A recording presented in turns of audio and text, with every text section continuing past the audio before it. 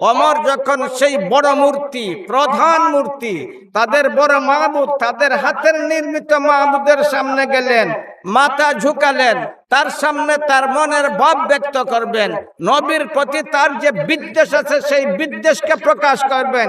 সেই মুহূর্তে মূর্তির মুখ খুলে গেল।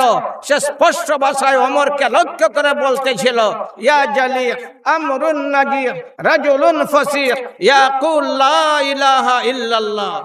এ বীর পুরুষ ওমর, এ বীর পুরুষ ওমর, এখনো তোমার অন্ধকার অন্তরে সত্যের বাতি জ্বলল না।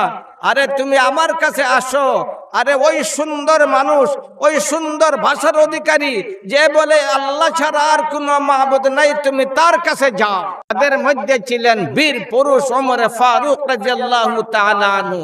তিনিও ছিলেন ওই লোকদের মধ্যে। ওমরকে আপনারা জানেন যে ওমরের লাঠির আঘাতে মদিনার কম্পন বন্ধ হয়েছিল।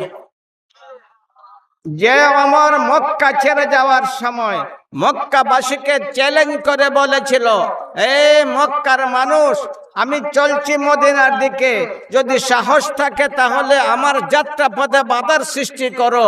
ওমরের চলার পথে বাধার সৃষ্টি করার সাহস কারো ছিল না। এই বীরত্বপূর্ণ ব্যক্তি সাহাবায়ে কেরাম